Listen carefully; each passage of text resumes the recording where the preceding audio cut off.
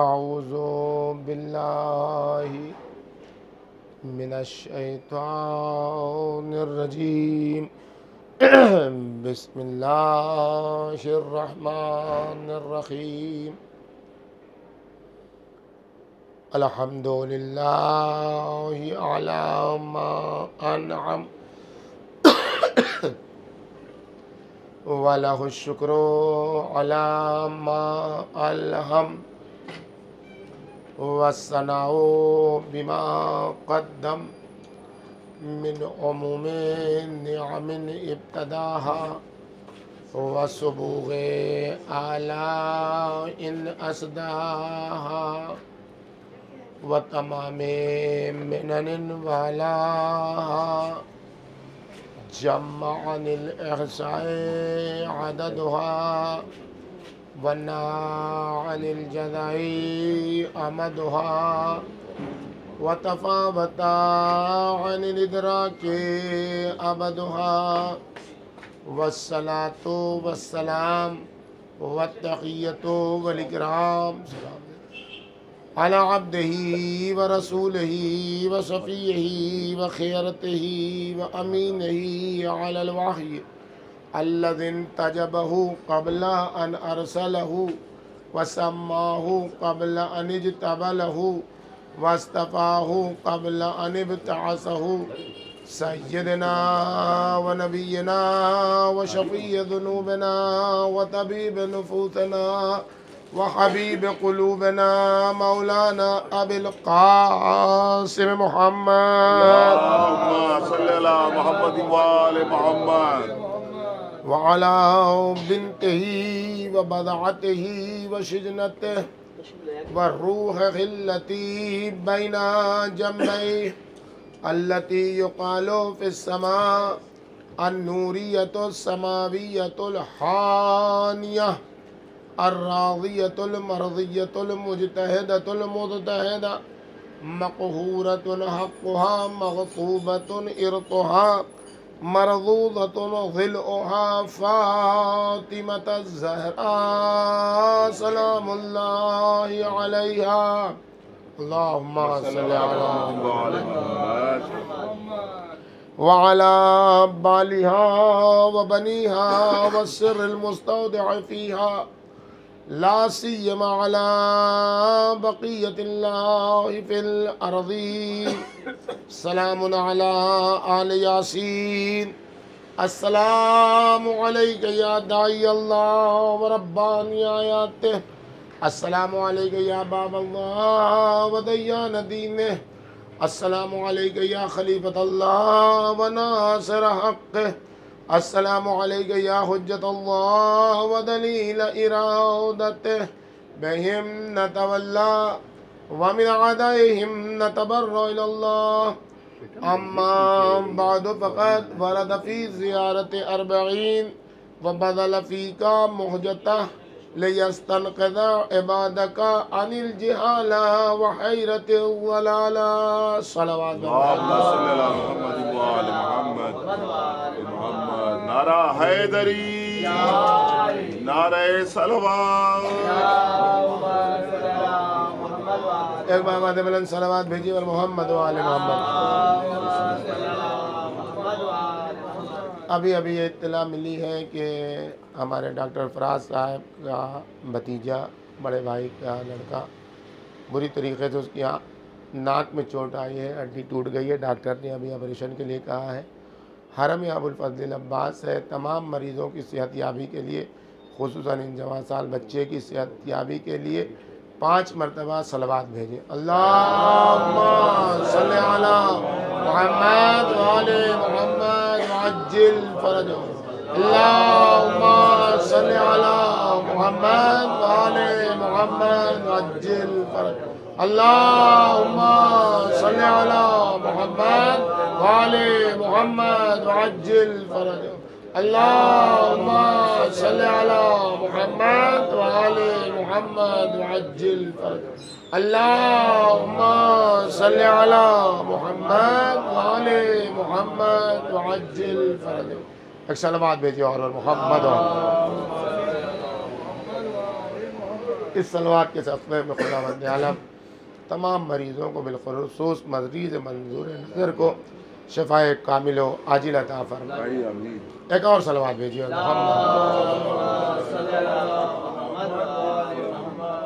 بزرگان محترم، عزیزان گرامی، کل کی مجلس میں جو بین الحرمین منعقد ہوئی ایک عظیم الشان مجلس، اس میں نے آپ کی خدمت میں عرض کیا کہ اگر عزاداری بصیرت کے ساتھ انجام پائے تبھی وہ عزاداری ہمیں امام حسین سے قریب کر سکتی ہے، امام زمانہ سے قریب. اور حقیقی مولائی وہ ہے کہ جو حضرت ابوالفضل عباس کے نقش قدم پر کام کرے. اور حضرت ابوالفضل عباس کی بنیادی خصوصیتوں میں سے ایک خصوصیت بصیرت ہے. مولا کا فرمان جو کل میں نے آپ کے سامنے پڑھا وہ بھی اپنی جگہ پر، اور جو زیارت آپ پڑھنے جاتے ہیں اس میں بھی اسی کی تاکید ہے کہ مضیت علی بصیرت. اے سرکار باوفا، آپ نے بصیرت کے اوپر قدم آگے بڑھائے، یعنی بصیرت پر آپ مسلط تھے.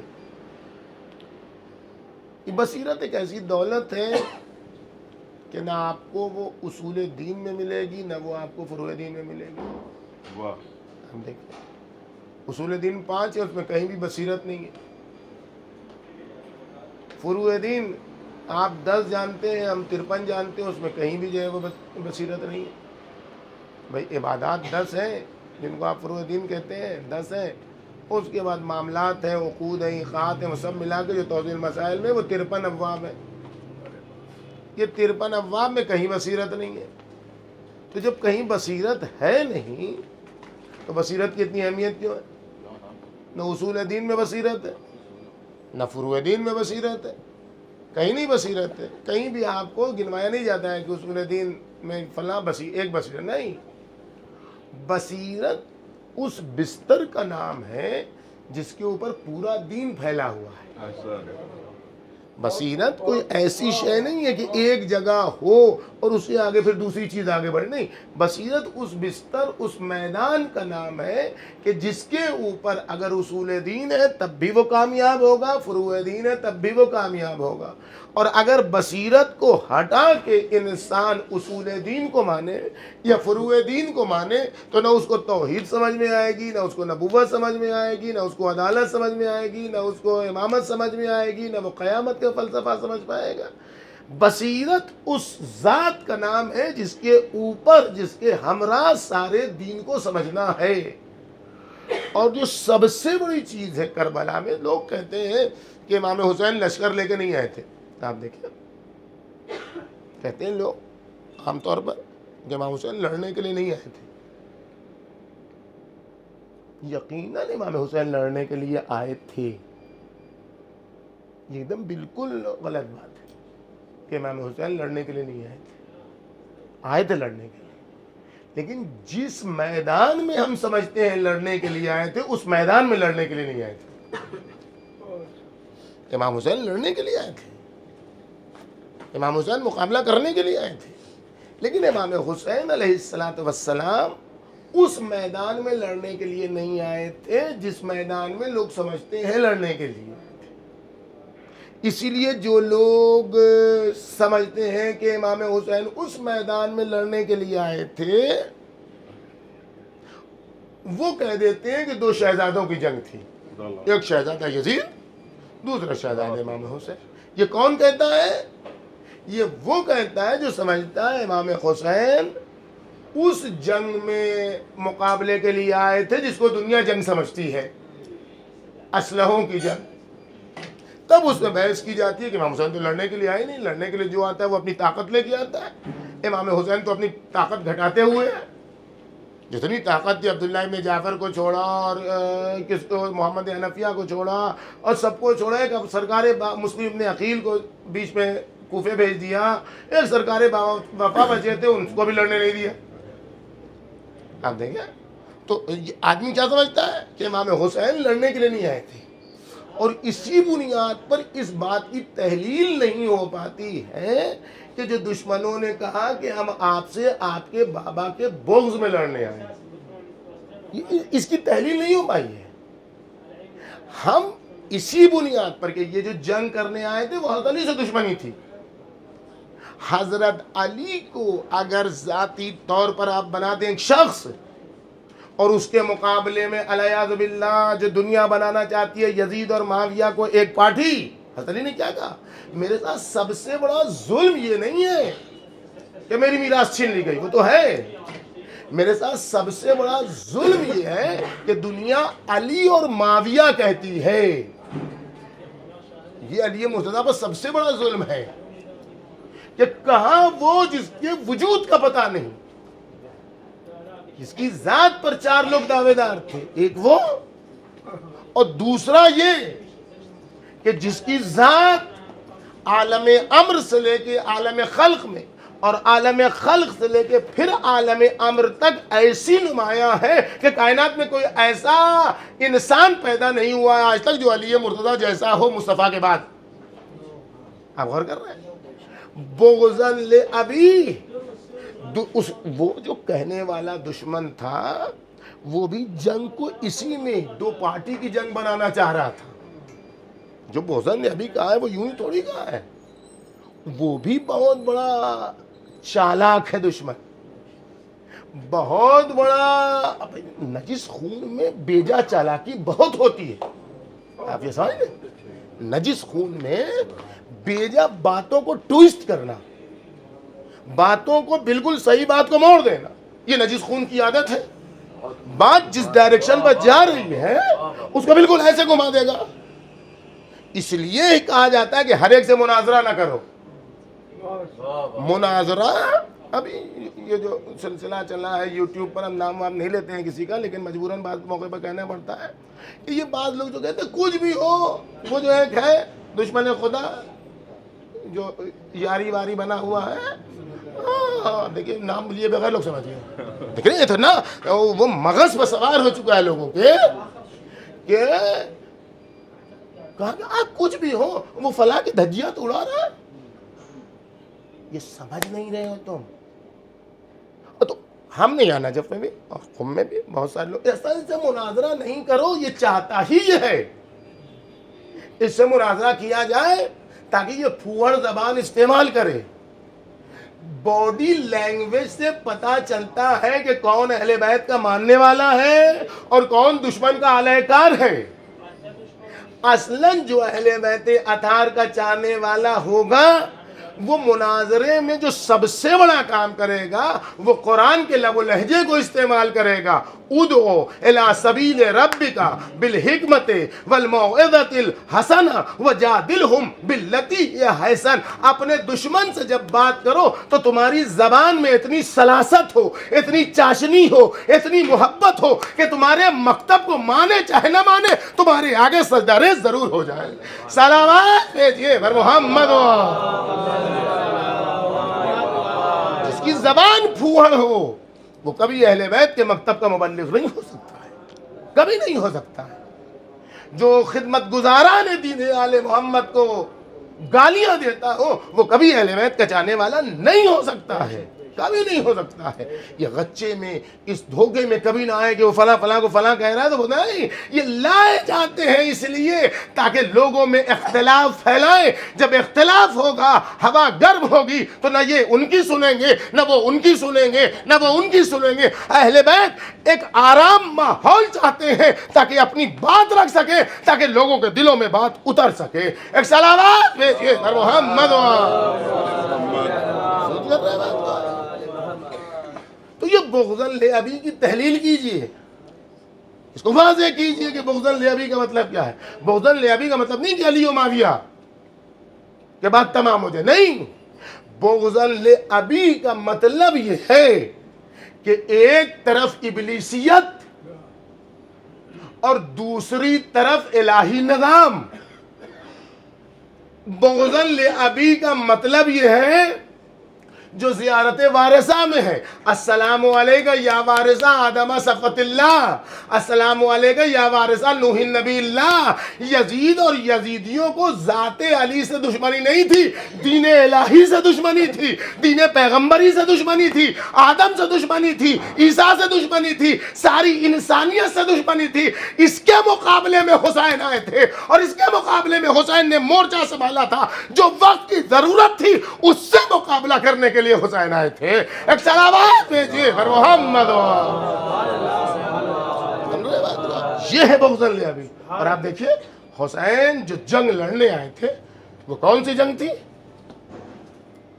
فتنے کے مقابلے میں بصیرت کی جنگ تھی. زیارت اربعین کیا ہے؟ فتنوں سے مقابلے کی زیارت ہے، جہالت سے نکالنے والی.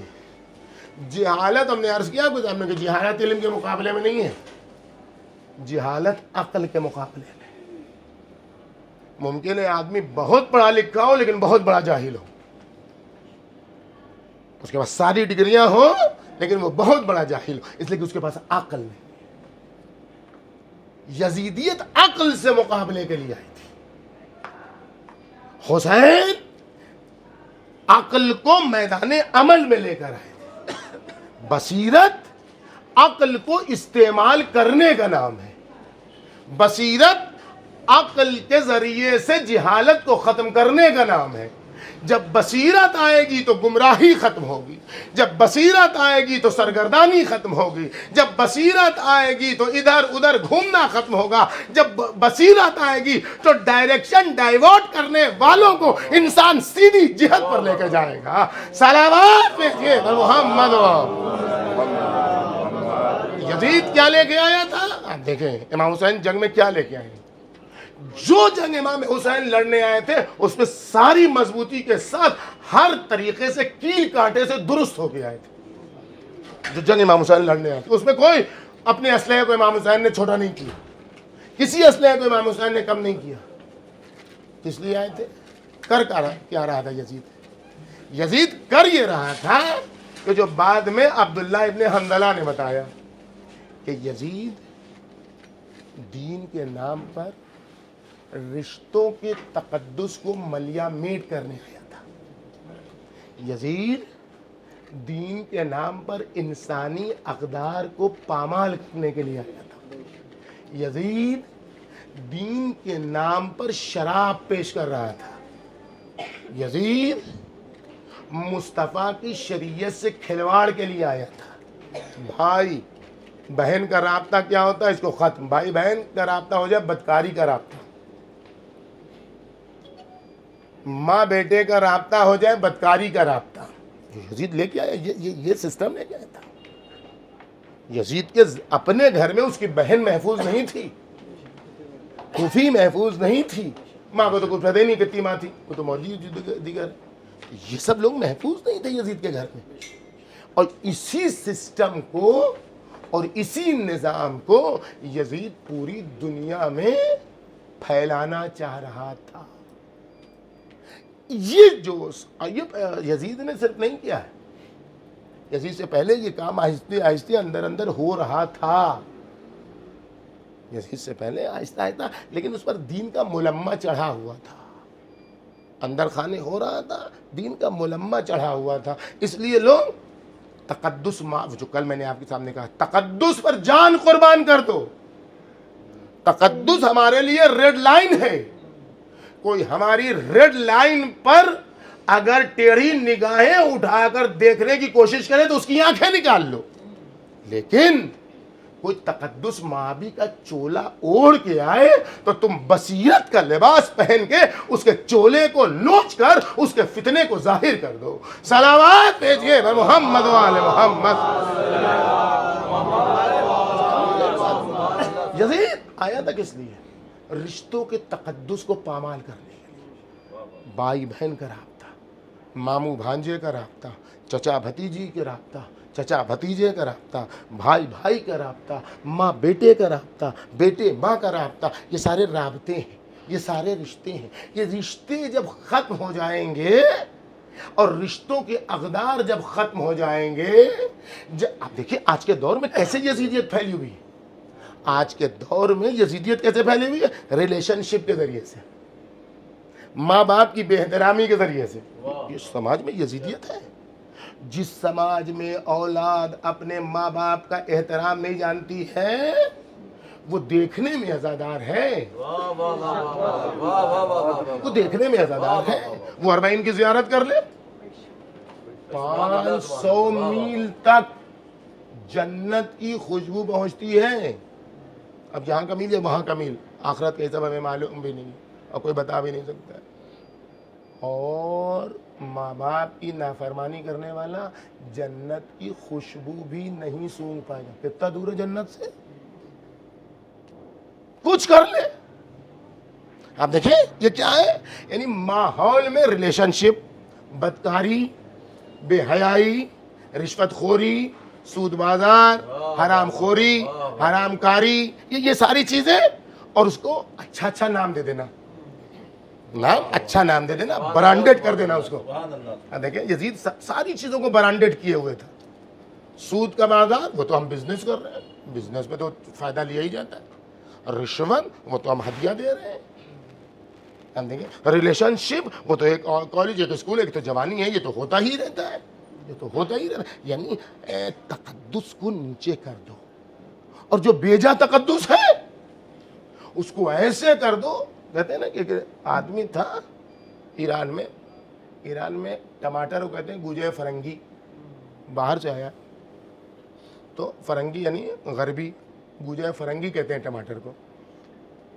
ایک آدمی، اس کا بیٹا تھا، ساری برائیاں وہ کرتا تھا جو آپ تصور کر سکتے ہیں. کسی دن شراب لے کے چلا آیا، کسی دن لڑکی لے کے چلا آیا، کسی دن رشوت لے کے چلا. وہ ابا بیٹھے ہیں چپ چاپ خاموش، کچھ بول ہی نہیں رہے. ایک دن وہ گھر میں ٹماٹر لے کے چلا آیا، قیامت بچ گئی. ارے تو اتنا بے حیا ہو گیا کہ گھر میں گوجے فرنگی لے کے چلا آیا، امریکہ کا سامان لے کے چلا آیا، اسرائیل کا سامان لے کے چلا آیا، گوجے فرنگی لے کے چلا آیا. آپ دیکھیں ہمارا سماج یہی ہے، ہمارا معاشرہ یہی ہے. بڑی بڑی غلطیاں ہو رہی ہیں، حرام کاریاں ہو رہی ہیں، سب کچھ ہو رہا ہے، ہم چپے بیٹھے ہوئے ہیں. اور ذرا سی چیز نظر کا کھا کے ذرا سا ہاتھ دھویا، ادھر دھوئیے، بہت اچھا ہے، اس کے اندر دھوئیے، سب کچھ احترام کیجیے، سب ہے. لیکن اگر غلطی سے کسی سے یہاں کے بجائے یہاں پر دھل گیا، ارے قیامت ہو گئی، بے احترامی ہو گئی، یہ تو مقصر ہے، یہ تو بے دین ہے. ارے بھیا حرام کاری کر رہا ہے، اس کو پکڑو. ایک صلوات بھیجیے بر محمد و آل محمد. سوچو تم، امام زمانہ تمہارے گھر میں آتے ہیں، معاشرے میں یزید. امام حسین نے کیا کیا؟ حضرت علی نے سب کچھ کیا، وہ چھپا رہ گیا، وہ بن گیا سیف الاسلام. ہم دیکھیے کون بنا سیف الاسلام؟ جس نے آج تک تلوار صحیح سے نہیں اٹھائی، وہ سیف الاسلام ہو گیا. کیوں؟ اس لیے کہ اس کے پاس مورخ کا قلم تھا، نیزوں کی لپک تھی، تلواروں کی چمک تھی، حکومت تھی، سطوت تھی. وہ جس کو چاہے جناب بنا دے.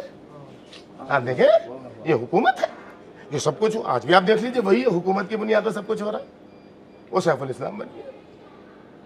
امیر المومنین کے بعد امام حسن، وہ سخی جس کا دسترخوان معروف. تاریخ نے کہا معاویہ بہت بڑا سخی تھا. آپ دیکھ رہے ہیں، تو اس کا مطلب یہ ہوا.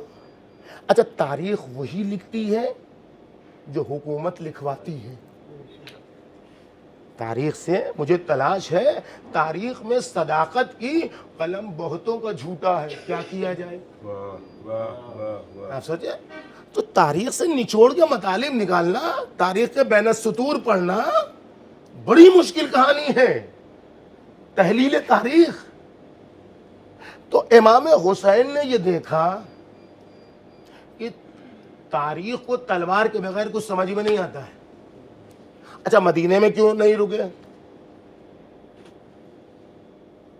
یمن کیوں نہیں گئے؟ نہیں، امام حسین آئے اس علاقے میں جو سوق الجیشی علاقہ ہے، جہاں ہر طرف سے لوگ آتے ہیں.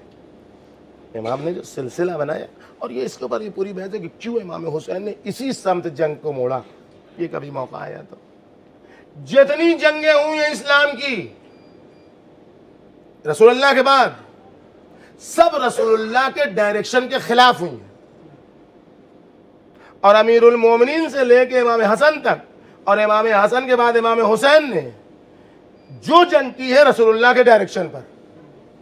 اصلاً رسول اللہ نے جتنی جنگیں ہوئی ہیں اسلام میں, اصلاً رسول اللہ نے اس علاقے میں جنگ کی طرف اشارہ ہی نہیں کیا تھا. رسول اللہ کی آخری جنگ کہاں ہے؟ جنگ تبوک. جنگ تبوک کہاں پر ہوئی ہے؟ اسرائیل سے قریب. آپ نے کبھی غور کیا مدینے میں رہنے والے حضرت علی کو ضرورت کیا پڑی جو ہے وہ کوفہ کیپٹل بنانے کی؟ کبھی غور کیا آپ نے؟ کوفہ کیپٹل کیوں بنایا؟ اور کوفے سے لے کے جنگ کو شامات کیوں گئے حضرت علی؟ جنگ صفین کہاں ہوئی ہے؟ شامات. بالکل ملا ہوا آج کے دور کے اسرائیل سے. جانا ہوگا انشاءاللہ تو آپ کا نابود ہوں گے یہ لوگ, دیکھیے گا وہاں ملے ہوئے کیوں وہاں تک لے کے گئے. اور پھر امام حسن چلے پھر اسی ڈائریکشن پر, اور پھر امام حسین چلے پھر وہی راستہ شام تک لے کے گئے جناب زینب کو امام حسین. کیوں؟ اور پھر اچھا بتائیے, آپ مجھے 50 بار مارے ہیں مثال کے طور پر ابوذر بھائی, لکھنؤ میں ہم نے کوئی مسئلہ ایسا ہوا نہیں ہے, اللہ نہ ہوگا انشاءاللہ. لیکن فرض کرنے میں کیا ہے, جب دو خدا ہم لوگ فرض کر سکتے ہیں تو بہت ساری چیز فرض کرتے ہیں. فرمان علی صاحب کی دنیا میں پڑھا تھا نا, اگر دو خدا ہوتے تو جہان کے انتظام میں بکھیڑا ہوتا. ایک خدا کچھ کہتا دوسرا کچھ کہتا, ہوتا تو تھوڑی کچھ ہے. فرض ہے, فرض محال ہے. تو فرض یہ کر لیجئے, البتہ یہ فرض محال نہیں ہے. ایسی بات کوئی ہم نے پڑھ دی کہ 2-4 گنڈے آئے اور انہوں نے مجھے لپٹ جھپڑ مارنا شروع کر دیا, اور اس کے بعد کسی کا اور بس چلا, اس نے گولی چلا دی. تو اگر میری کوئی اولاد ہوگی تو کبھی اس علاقے میں پھٹکے گی کہ نہیں نہیں نہیں ہم ادھر تو جائیں گے نہیں, تو بہت بدتمیز لوگ ہیں, تو بہت خراب لوگ ہیں, یہ تو علاقے میں جانے کا نہیں. یا ہم ہو تو ہم دوبارہ زندہ رہ گئے اگر, تو ہم کبھی پڑھیں گے نہیں نہیں نہیں یہاں اس علاقے میں تو پڑھنے کا نہیں. تو جب حضرت علی مار ڈالے گئے, امام حسن کے ساتھ یہ ہو گیا, امام حسین کے ساتھ یہ ہو گیا, تو جب امام زمانہ آئیں گے تو پھر جو ہے وہ مسجد کوفہ کو اپنا پائے تخت بنائیں گے اور مسجد سلام میں کیوں رہنے لگیں گے؟ اس کا مطلب کوئی ایک سسٹم ہے, کوئی ایک نظام ہے کہ اس نظام کی پیروی کرنی ہے, اور اسی نظام کے مطابق چلیے گا تب ظہور سے قریب ہوئیے گا. وہ نظام وہی ہے کہ وقت کے یزید سے مقابلہ. یہ بات ہم نے بہت پہلے کہی تھی, اور ہمارے بزرگوں نے اس سے پہلے کہی تھی کہ کوئی بھی مسلمانوں سے جنگ نہیں ہوئی ہے کبھی بھی, نہ رسول اللہ کے زمانے میں نہ رسول اللہ کے بعد. وہ فرق اتنا ہے کہ رسول اللہ کے زمانے میں کفر اپنے پورے وجود کے ساتھ تھا, رسول اکرم کے بعد کفر نے اسلام کی چادر اوڑھ لی, اور اس نے مقابلہ کیا اہل بیت اطہار سے. نہ کربلا میں کوئی مسلمان تھا, نہ کربلا سے پہلے کوئی مسلمان تھا. یہ سارے یہودی تھے. جو ہم نے کل کہا تھا وہی آج دنیا دیکھ رہی ہے. صلوات بھیجیے محمد. امام حسین علیہ السلام لے کے آئے کہ تاریخ تجھے نیزوں کی لپک سمجھ میں آتی ہے, تجھے تلواروں کی چمک سمجھ میں آتی ہے, اب تو لکھے گی. ہمارے پاس جتنی کربلا کی تاریخ ہے نا, اپنی تاریخ بہت کم ہے.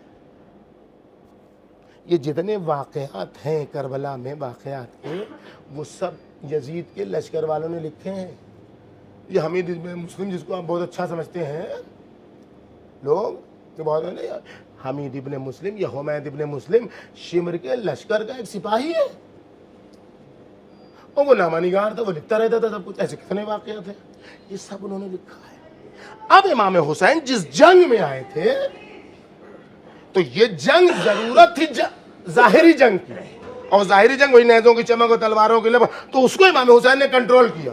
اس میں امام حسین علیہ السلام نے اپنے آپ کو کمزور بنایا, ورنہ تنہا امام حسین کافی تھے. اگر تلوار نہیں رکھتے امام حسین نیام میں تو کسی میں ہمت تھی کہ امام حسین کے قریب آ جاتا؟ کسی میں جرأت تھی؟ اس ٹوٹے ہوئے حسین کے مقابلے میں کوئی نہیں آ سکتا تھا. جب تلوار نیام میں رکھی ہے تبھی فوج سمٹی ہے. امام حسین نے کیا کیا, یہ ہے کرشمہ, یہ ہے حسین کا جہاد. یہ ہے حسین کی جنگ، اور اس میں کامیاب رہے حسین، اس میں کامیاب رہے حسین۔ حسین ابن علی نے ایک میدان سجایا محاذ کا۔ ادھر کا محاذ کیا تھا؟ بھائی اور بہن بدکاری۔ حسین نے محاذ سجایا بھائی اور بہن حسین و زینب۔ حسین نے محاذ سنبھالا بھائی اور بہن یعنی زینب اور عباس۔ ادھر محاذ تھا چچا اور بھتیجی یعنی بدکاری۔ حسین نے محاذ سجایا چچا اور بھتیجی یعنی عباس اور سکینہ۔ ادھر محاذ تھا بھائی بھائی میں جھگڑا، جو تیز وہ دوسرے پر حاوی۔ حسین نے محاذ سجایا بھائی بھائی یعنی عباس اور حسین۔ ادھر غلام یعنی نجس ترین اور ذلیل ترین وجود، جس کو جینے کا کوئی حق نہیں ہے، جس کو زندگی گزارنے کا کوئی حق نہیں ہے، جو سانس لے تو اپنے آقا کے حکم پر۔ حسین ابن علی نے محاذ سجایا، جون کو رکھا ساتھ میں کہ بتایا کہ دیکھو آقا اور غلام کا رابطہ اسلام میں ہوتا کیا ہے۔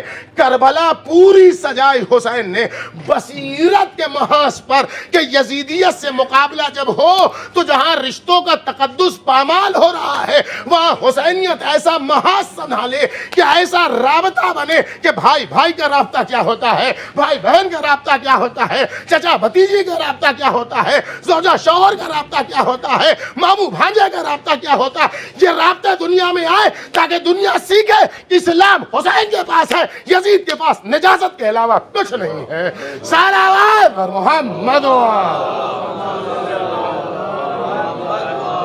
ایک بار بلند صلوات بر محمد۔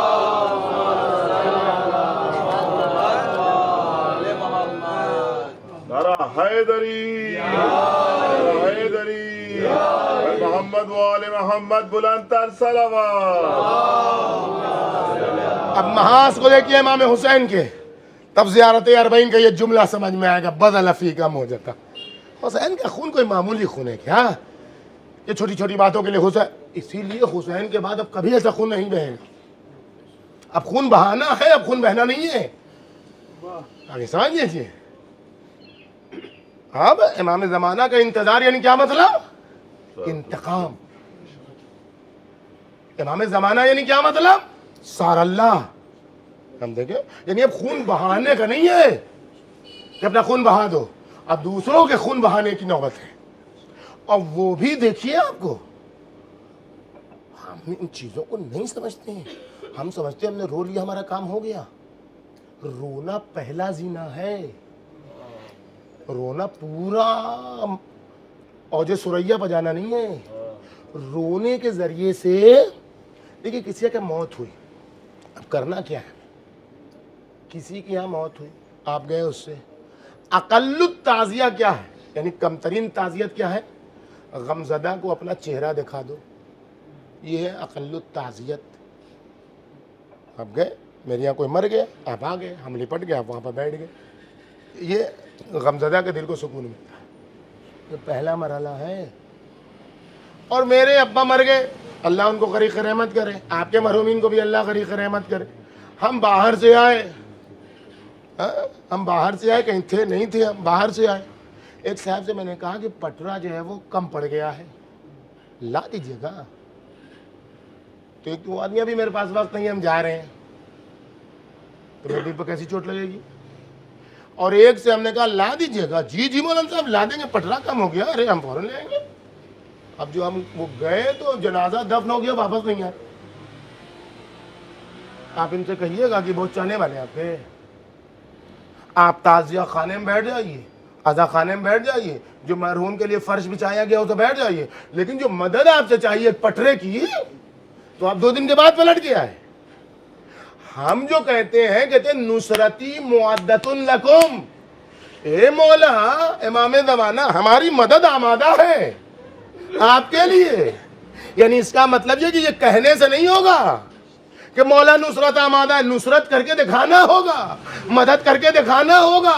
ظہور وہ کریں گے تو جو کریں گے, لیکن ظہور کے زمانے کو قریب کرنے کے لیے آج بھی وقت کا امام حل من ناصر پکار رہا ہے.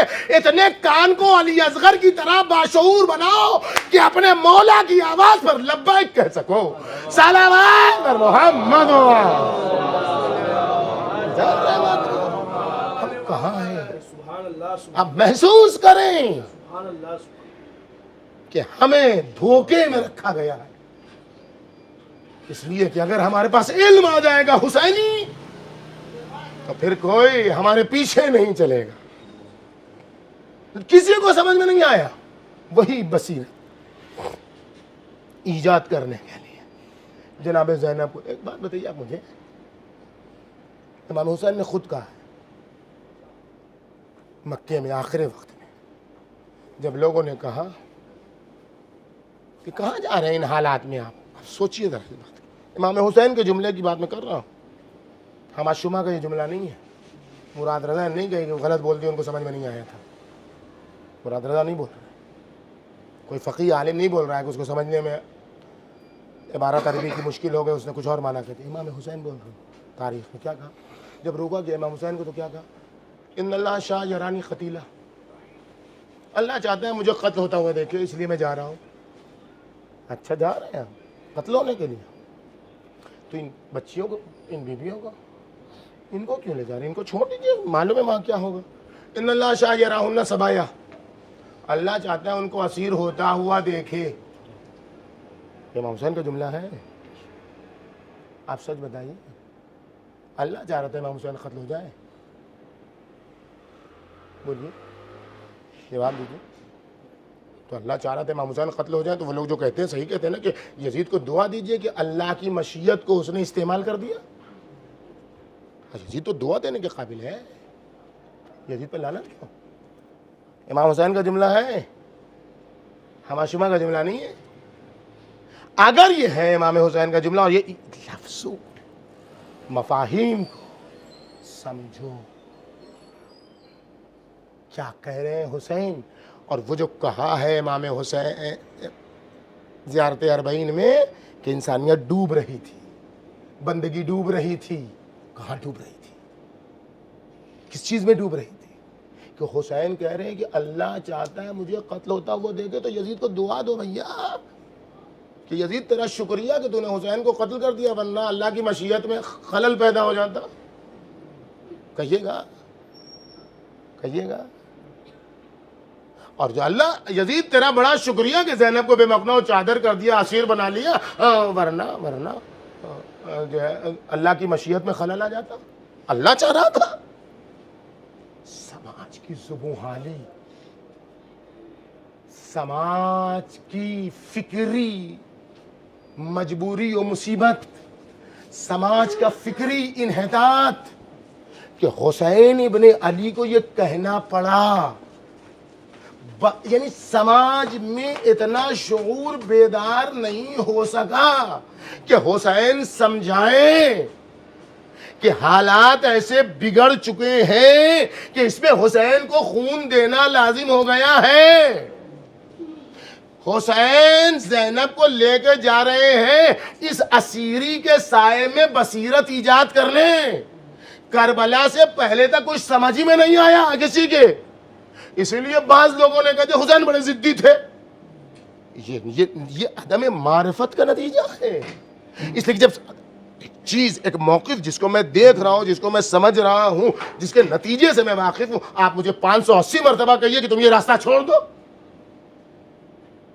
ابھی ہم لوگ آئے ہیں نا زیارت پر, راستہ معلوم تھا کس کو؟ ابودر بھائی کو. آپ کو معلوم تھا نا جب ہم لوگ چلے نماز صبح کے بعد, ہم نے کہا ادھر سے چلیے نا, یہ کدھر سے, وادی السلام سے. وہ لوگ زیارت بھی کر لیں گے, وادی السلام نہیں. اڑے رہ گئے بھائی, کہ نہیں مولانا ادھر سے نہیں جائیں گے, ہم ادھر سے لے کے چلیں گے آپ کو. میرے علاوہ 200 آدمی اور ان سے کہتا تب بھی نہ مانتے. کیوں نہیں مانے بھائی آپ کے پتہ کیوں نہیں مانے؟ ہم وادی السلام کو دیکھ رہے ہیں, آپ دیکھیں تو ہم وادی السلام کو دیکھ رہے ہیں, ہم جناب ہود و صالح کی قبر کو دیکھ رہے ہیں, ہم آیت اللہ قاضی کی قبر کو دیکھ رہے ہیں, یہ سب اچھی اچھی چیزیں ہیں نا.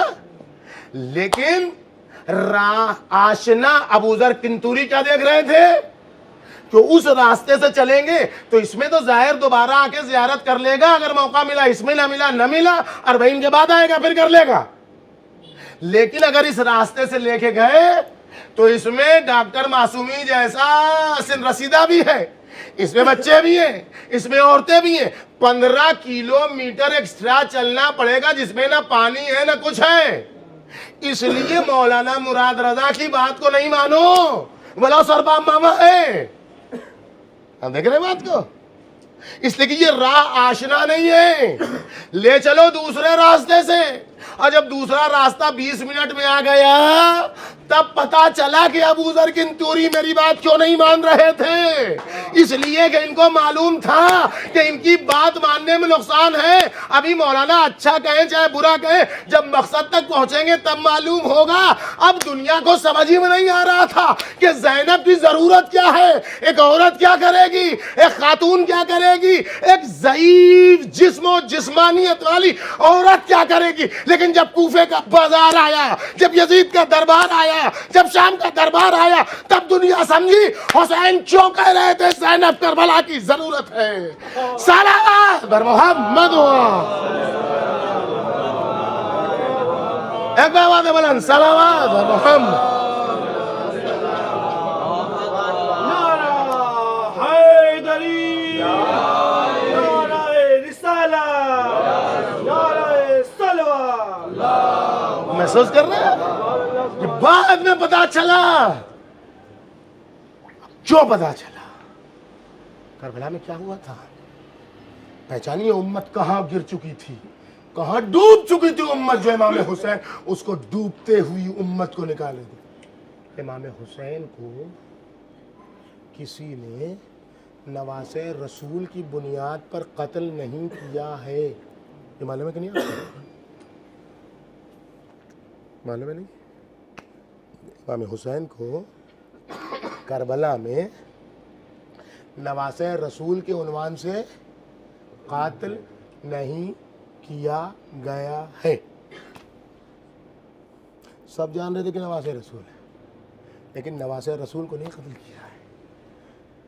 حکومت کیا کیا سازشیں رچتی ہے. ہمیں تو آج کوئی چیز نئی لگتی ہی نہیں ہے, لگنے والوں کو لگتی ہوگی, ہمیں تو کچھ نیا نہیں لگتا. ہمیں تو سب چبایا ہوا لقمہ ہے, جس کو یہ نجیس العین فکر والے چبائے ہوئے لقمے کو دوبارہ چبا کے نگل رہے ہیں اور پھر اگل رہے ہیں. بہت اچھا, بہت اچھا. واہ واہ واہ واہ, سبحان اللہ سبحان اللہ. ایک انٹرنیشنل قانون ہے دنیا کا, اسلام کا, کہ باغی کی سزا موت ہے.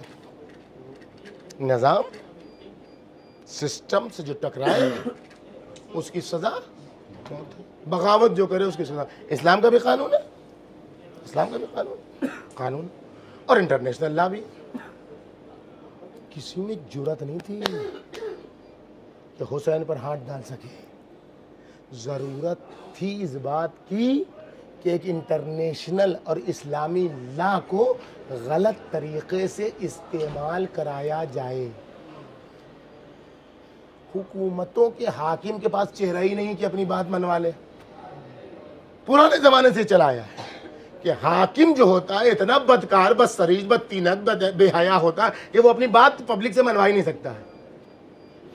تو اس کے لیے عدالت عظمیٰ کو خریدا جاتا ہے, اس کے لیے عدالت عالیہ کو خریدا جاتا ہے. اردو عدالت عالیہ اور عدالت عظمیٰ آپ سمجھ سکے تو ٹھیک ہے, ورنہ آپ سمجھیں گے سپریم کورٹ کو خریدا جاتا ہے. سپریم کورٹ کو خریدا جاتا ہے اور چیف جسٹس کو خریدا جاتا ہے. اس لیے کہ آج بھی اور کل بھی لوگوں کو عدلیہ پر بھروسہ تھا اور ہے, اس لیے چیف جسٹس خریدا جاتا ہے. کس کو خریدا گیا؟ قاضی شرح کو. کیا کہلوایا گیا؟ کہ حسین نے بغاوت کی ہے. جب باغی کون تھا؟ قانوناً ہمارے عقیدے کو چھوڑ، ہم تو عقیدے کے موضوع پر کبھی بات ہی نہیں کرتے اپنے. ہمارا عقیدہ تو جو ہے وہ وہی ہے جو امام زمانہ کا عقیدہ ہے. یہ بھی بات یہاں پر آ گئی ہے، سن لیجئے. عقیدہ ایک ہے، جو یہ کہے میرا عقیدہ، سمجھیے وہ راہ امام زمانہ سے الگ ہے. کسی کا کوئی عقیدہ نہیں، ایک عقیدہ ہے بس. جہاں شروع ہوگا میرا عقیدہ تو آپ کا عقیدہ بدل جائے گا، آپ کا بدل جائے گا. اس لیے کہ مزاج بدلتا ہے، عقیدہ بدلے گا نہیں. اس کو چھوڑ دیجئے. عقیدت الگ الگ ہو سکتی ہے، آستھا الگ الگ ہو سکتی ہے، عقیدہ نہیں الگ ہوتا. اور جو کہے میرا عقیدہ، سمجھیے وہ آپ کو انحراف کے راستے پر لے جا رہا ہے. صحیح عقیدہ بس وہ ہے جو علی کا عقیدہ ہے. صحیح عقیدہ بس وہ ہے جو چھٹے امام کا عقیدہ ہے. صحیح عقیدہ بس وہ ہے جو امام زمانہ کا عقیدہ ہے. ہم کو یہ کہنے کا بس اختیار ہے کہ جو امام جعفر صادق کا عقیدہ وہی ہمارا عقیدہ. اجمالی طور پر کھل کے بھی نہیں معلوم کیا کیا ہے. اور پرانے زمانے میں یہ روش تھی. سید عبدالعظیم حسنی جو رائے میں ہے، جانا نصیب ہو آپ لوگ کو انشاءاللہ ایران کی زیارت میں، ان کی ایک کتاب ہے، کتاب و ارض العقیدہ. لوگ آتے تھے معصومین کے پاس اپنا عقیدہ لے کے، مولا یہ ہمارا عقیدہ، آپ اس کی تائید کرتے ہیں؟ آج تو ہر چھوڑ بھیا اپنا عقیدہ بنائے ہوئے، ہر آدمی اپنا عقیدہ بنائے. میں یہ سمجھتا اور تمہاری اوقات کیا ہے؟ یہ میں اپنی طرف سے کچھ نہیں کہتا. مولا کائنات آئے یمن سے، دیکھیے کہاں؟ حج پر. رسول اللہ کے ساتھ مدینے سے نہیں گئے تھے، یمن سے گئے تھے، معلوم ہے نا آپ کو؟ ہاں. تو یمن سے گئے تھے، 2-3 دن 4 دن کے بعد پہنچے. جب پہنچے مکہ تو رسول اللہ نے پوچھا یا علی تم نے کیا نیت کی حج کی؟ تو اب کیا کہنا چاہیے؟ جو نیت کی تھی وہ بتا دیتے کہ یا رسول اللہ میری یہ نیت ہے. علی سے سیکھو عقیدہ کسے کہتے ہیں، نیت کسے کہتے ہیں. جیسے پوچھا یا علی تم نے حج کی کیا نیت کی ہے؟ کہا یا رسول اللہ جو آپ کی نیت وہی ہماری نیت. پہچانے علی کو؟ پہچانو، علی سے لو عقیدہ. یا رسول اللہ جو آپ کی نیت وہ ہماری نیت. کہا یا علی اگر ایسا ہے تو پھر تم حج تمتع کی نیت کی. اور پھر وہ ہوا. آپ دیکھ رہے ہیں، یعنی یہاں سے عقیدہ بنتا ہے، میرا تیرا نہیں چلتا ہے عقیدے میں. قاضی شرح قانوناً یزید تھا باغی، ہم اپنے عقیدے کی بات نہیں کر رہے ہیں. صلح حسن کی بنیاد پر تھا یزید باغی. صلح حسن میں یہ طے پا چکا تھا کہ امام حسن کے بعد اگر امام حسین زندہ رہے تو وہ ہوں گے حاکم معاویہ کے مرنے کے بعد. قانوناً کون تھا حاکم؟ انٹرنیشنل لا کے مطابق کون تھا حاکم؟ امام حسین. صلح کی قرارداد ایگریمنٹ کے سارے پوائنٹس کے مطابق کون تھا حاکم؟ کون تھا حاکم؟ امام حسین. میرے عقیدے کو چھوڑیے، شیعہ عقیدے کو چھوڑیے، ہم شیعہ عقیدے تو بات ہی نہیں کر رہے ہیں. ہم تو شروع سے جانتے ہیں کہ سب جاہل احمق بیوقوف سب ناجائز قبضہ کرنے والے تھے. چھوڑیے اس بات کو. ہماری ہم انٹرنیشنل لا کی بات کر رہے ہیں، ہم صلح نامے کی قرارداد کی بات کر رہے ہیں، ہم قانون کی بات کر رہے ہیں. قانون کے مطابق یزید تھا باغی، امام حسین تھے حاکم. اور پھر سنیے، بعض لوگ کہتے ہیں کہ امام حسین نے راستے میں جو آ رہا تھا سامان جس میں ورس تھا، زعفران جیسی چیز ہوتی ہے، راستے میں امام حسین نے اس کو روکا، پورے اونٹ پر لدے ہوئے اس ورس کے پیکیج کو، بیگ کو امام حسین نے روک لیا، نہیں جانے دیا یزید تک. اور اس شخص کو جو لے کے آ رہا تھا یزید کی طرف جا رہا تھا، کہتا ہے بھائی دیکھو تم اگر ساتھ چلنا چاہتے ہو میرے تو ساتھ چلو، نہیں چاہنا چاہتے ہو میرے واپس جا رہے تو ہم تمہارا پورے کرائے کا انتظام کریں گے تمہارے گھر تک، کچھ اس میں سے تم بھی رکھ لو. یہ امام حسین نے جو کام انجام دیا، کیوں انجام دیا؟ کیوں انجام دیا؟ حاکم کے پاس حاکم کے پاس نہیں جا رہا تھا سامان باغی کے پاس جا رہا تھا. اور باغی تک رسد پہنچانے سے روکنا وقت کے حاکم کی ذمہ داری ہوتی ہے. صلوات بھیجیے پر محمد و آل محمد. کیا کیا یزید نے خریدا چیف جسٹس کو، اور پھر بجائی گئی تالی.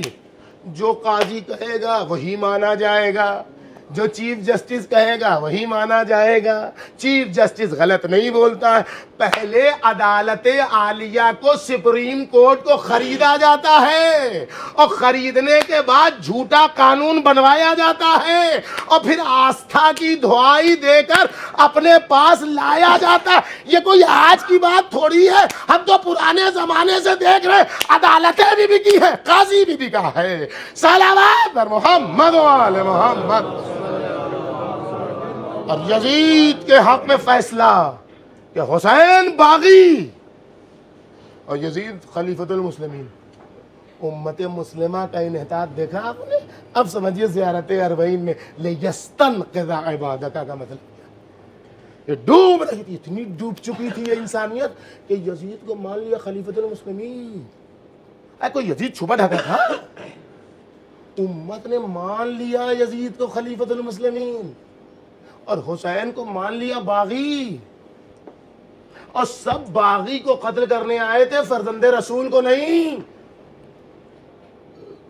اور اسی بنیاد پر جو عاشور کے دن پسر سعد گھوڑے پر سوار ہوا ہے تو اسی بنیاد پر اس نے نعرہ لگایا یا خیل اللہ ارکبی, اے اللہ کے سپاہیوں. کیا نعرہ ہے, اے اللہ کے سپاہیوں سوار ہو جاؤ, وہ بالجنت ابشری. باغی کو قتل کر رہے ہو, جنت کی بشارت ہو. دنیا سمجھ نہ سکی, دنیا سمجھ نہ سکی زینب کی ضرورت کا نام ہے. ڈوبتی ہوئی انسانیت کو باہر نکالنے میں, جہالت اور گمراہی سے میدان علم و عمل و ہدایت میں لانے میں زینب کا کتنا بڑا کردار ہے. حسین نے کام کر دیا اپنا, لیکن کربلا میں کربلا دفن ہو رہی تھی. زینب ضرورت ہے کہ اسیر بنو.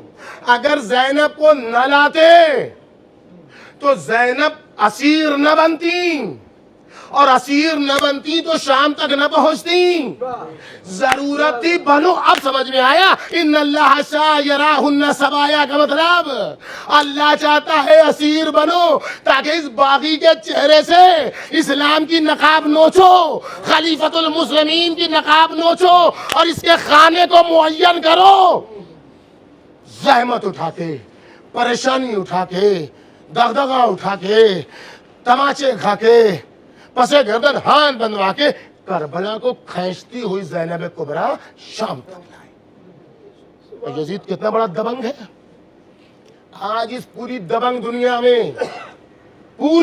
دنیا میں ابھی بھی اتنی کسی کی ہمت نہیں ہے کہ کسی دوسرے ملک کے سفیر کو ملأ عام میں بھری بھیڑ میں قتل کر دے. کسی کی ہمت نہیں آج کے اس دبنگ دور میں کہ کوئی دوسرے ملک کے سفیر کو کسی عمومی میدان میں قتل کر دے. یزید کے اختناق کا زمانہ, خوف کا زمانہ, زبان سے آواز نکلی اور قاتل کتنوں کو قتل کروایا. اتنا بڑا دبنگ ہے یزید, اتنا بڑا غنڈہ لاخیرہ بدماش ہے یزید کہ یہ سب چیزیں اس کے لیے کم ہیں. اتنا بڑا ہے کہ سفیر روم کا جو واقعہ ہوا ہے اور اس نے پوچھا یہ کون, تیری نبی کی بیٹی کا بیٹا ہے, اسے تو نے قتل کیا. میں 25 واسطوں سے, شمون سے میرا رابطہ ہے, تو میری قوم میری خاک قدم کو سرما بناتی ہے اور تو نے اپنی نبی کی بیٹی کے بیٹے کو ایسے. یہ تو کہا سنے. یزید نے کیا کہا, وہ سارا واقعہ مجھے نہیں پڑھنا ہے جو ہوا. یزید نے کہا کہ اس کو قتل کرو یہیں پر, یہ جائے گا تو تمہاری بدلا. بھرے مجمع میں دوسرے ملک کے سفیر کو قتل کر دیا گیا. یزید جب بے ادبی کر رہا ہے امام حسین کے دندان مبارک سے تو ابو درداء فریاد چلانے لگتے ہیں کہ یزید چھوڑ دے, میں نے دیکھا ہے ان دندان مبارک کو بوسہ لیتے ہوئے لبوں کو. یزید نے ابو دردہ کی گردن میں ہاتھ ڈلوایا ہے اور کھینچتے ہوئے باہر نکلوایا ہے. دنیا ہم سے کہتی کہ ہم صحابہ کا احترام نہیں کرتے. دنیا ہم سے کہتی ہے ہم تو جتنا احترام کرتے ہیں کوئی کرتا نہیں ہے. لیکن اگر کوئی اسی میں مزید ہے کہ ہم صحابہ کا احترام نہیں کرتے ہیں تو ہم تو ہمیشہ سب کی بات مان لیتے ہیں. ہم بہت وسیع المشرب انسان ہیں, ہم کسی کی بات کو رد ہی نہیں کرتے. اگر دنیا اس پر اصرار کرتی ہے کہ جو صحابہ کو برا بھلا کہے اس کو قتل کر دو, مار ڈالو, دفن کر دو, یہ کر دو, تو سب سے پہلے معاویہ کا گریبان پکڑو. اس لیے سب سے بڑا دشمن صحابہ معاویہ ہے, جس نے 70,000 ممبروں سے 60 سال تک امیر المومنین پر گالیاں برسائی ہیں. کچھ نہ مانو, وسیع رسول نہ مانو, وزیر رسول نہ مانو, کچھ نہ مانو, ارے صحابی تو ماننا ہی پڑے گا. صحابی تو ماننا ہی, وہ بھی وہ والا صحابی بھی, یہی میں اقتداء تم جس کی اقتداء کر لو ہدایت پا جاؤ گے. معاویہ اس بدسرشتوں, بدطینتوں, بدفطرت کا نام ہے جس نے صحابہ کی بے احترامی کا دروازہ کھولا ہے, اور اسی کی بنیاد پر, اس سے پہلے بھی لوگوں نے کیا, لیکن وہ بہت بڑا ہے جس نے صحابہ کی بے احترامی کا دروازہ عام کھولا ہے, اور اسی کی بنیاد پر اس کے بیٹے نے باپ کی پیروی کی ہے. اگر صحابہ کی بے احترامی کرنے والوں کا گریبان پکڑنا ہے تو پہلے معاویہ کو جہنم میں ڈلواؤ, پہلے معاویہ کے اوپر حکم نافذ کرو, پھر فیصلہ کر لیں گے کون کس کے ساتھ ہوگا. صلوات بر محمد. ایک اور صلوات بر محمد. نعرہ حیدری, نعرہ رسالت, بر محمد و آل محمد بلند بس. صلوات. اب آپ سمجھے زینب کبریٰ کس ضرورت کا نام ہے, کس استنقاص کو ڈوبتی ہوئی انسانیت کو. زینب کبریٰ, جہاں سفیر روم کو قتل کیا جا رہا, عورت کا جذبہ, عورت کی ہمت, عورت کی شان, عورت کا جذبہ ولا, اور زینب کبریٰ سے سیکھو. ایسے ماحول میں جب دندان مبارک کے ساتھ بے ادبی کر رہا ہے تو اب زینب کبریٰ کا خطبہ شروع ہوتا ہے, اور یزید کو سب امیر المومنین کہتے ہیں. دیکھیے امت کی زبو حالی دیکھیے, یزید امیر المومنین, اور زینب جب مخاطب کرتی تو ازننت یا یزید, باپ کا, ماں کا انداز. وہاں ماں نے بھی خطبہ فدق میں مخاطب کیا, امن العدل یبن ابی قحافہ, اے ابو قحافہ کے جائے, اترسا اباک ولا ارسا ابی. وہاں بھی معلوم ہے ان لوگوں کو کہ کس کے ساتھ کیسی زبان استعمال کریں. ساری دنیا خلیفۃ المسلمین امیر المومنین کہہ رہی ہے. فاطمہ زہرا نے خطبہ فدق میں بتایا کہ ہم نااہلوں کو کبھی رتبہ نہیں دیتے, جو جس اوقات میں ہے, جو جس کھانے میں ہے, ہم اس کو وہی رکھتے ہیں. صلوات بر محمد و آل محمد. صلوات بر محمد و آل.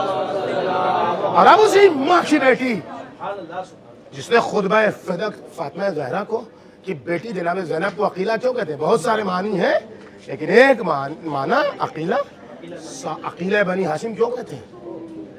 7 سال کے سن میں سب سے پہلی خطبہ فدق.